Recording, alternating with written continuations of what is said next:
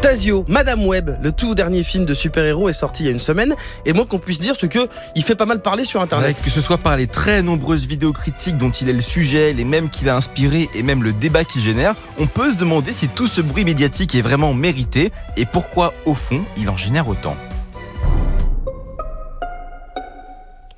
Alors, vous n'aviez probablement jamais entendu parler d'elle, mais Madame Web, c'est une super-héroïne capable de voir dans le futur qui nous vient tout droit de Marvel. Et au casting du film, on retrouve Dakota Johnson dans le rôle de l'héroïne, Tahar Rahim dans celui du méchant, et il y a même Sydney Sweeney qui est une actrice montante de ouf en ce moment. Mais du coup, est-ce que c'est bien ? Eh bah apparemment pas du tout, et tout le monde s'y attendait un petit peu. Déjà en ce moment, les films de super-héros, ça se casse quand même énormément la gueule, si bien que Marvel a décidé de ne sortir qu'un seul cette année, et c'est pas Madame Web, parce que Madame Web en fait ça appartient à Sony. En gros, Sony possède les droits pour la saga Spider-Man, la franchise à laquelle en fait est associée Madame Web. Et Sony, ce sont ceux qui nous ont produit par exemple le très mauvais Venom.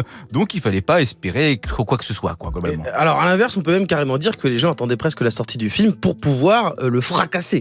Et oui, en fait, les rares personnes qui vont le voir, ils vont surtout pour pouvoir le critiquer. Et ce qui est intéressant, c'est que cette façon d'appréhender ce film a un vrai impact dans le monde de la création de contenu cinéma sur Internet. On se retrouve avec une avalanche de vidéos critiques, beaucoup plus qu'à l'accoutumée pour un mauvais film sur une super-héroïne qui est quand même plutôt anecdotique. Et même si le film est mauvais, il y a une sorte d'acharnement dans les vidéos avec un objectif de faire la critique la plus cinglante et avec la colère, avec le plus de punchline et tout, quoi. Et si ce film fait autant de bruit malgré son échec, Tasio, c'est parce que la critique, elle génère énormément de visibilité sur Internet. C'est terrible, mais c'est la réalité. Sur Internet, parler de quelque chose que vous n'aimez pas est bien plus porteur que de parler de ce que vous aimez. Le positif, c'est pas sexy, les gens aiment trop voir du sang, du clash, c'est une sorte d'exutoire, quoi. Et ça, c'est un écueil qu'on retrouve particulièrement dans la sphère cinéma. Les vidéos les plus vues des youtubeurs ciné sont celles sur des mauvais films, et chaque année, à la sortie des tops et flops annuels, ce sont clairement les flops qui sont devant en termes de visibilité. Mais là, c'est étonnant car il se passe quelque chose en termes de prise de conscience. Par exemple, le youtubeur Captain Popcorn, a tweeté ceci. Pas de massacre de Madame Web sur ma chaîne, il est sans doute mauvais, j'ai pas eu envie d'aller le voir pour participer à la Lali. Le click, bashing, haine fonctionne à fond, c'est très utilisé. Reste bien sûr la critique négative légitime que je pratique, question d'équilibre. Les gens de la sphère ciné trouvent eux-mêmes que ça va un peu trop loin et qu'on voit clairement les grosses ficelles utilisées pour faire un maximum de vues.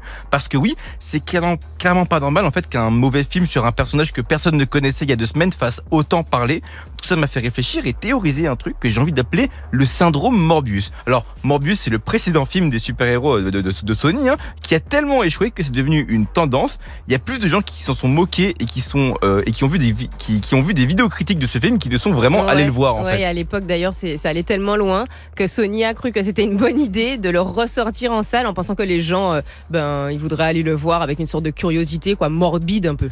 Le truc, c'est que ça n'a pas été le cas du tout. Ça a été un échec financier terrible pour Sony, mais une réussite énorme pour la communauté internet qui s'est servi de cet échec pour générer beaucoup de vues sur ses propres contenus. Et j'ai l'impression que depuis ce moment, même si ça a toujours existé bien sûr, les gens sur internet attendent le prochain gros four du cinéma pour pouvoir sauter dessus et reproduire la même chose. C'est ça pour moi le syndrome Morbius, attendre les blockbusters pourris pour tirer dessus et faire des statistiques plutôt que de regarder et de parler des bons films. En bref, c'est dommage même si c'est humain. Et si vous voulez plutôt entendre parler des gens qui parlent de choses qu'ils aiment et pas de ce qu'ils détestent, j'espère que vous étiez là pour la chronique de Guiran juste avant.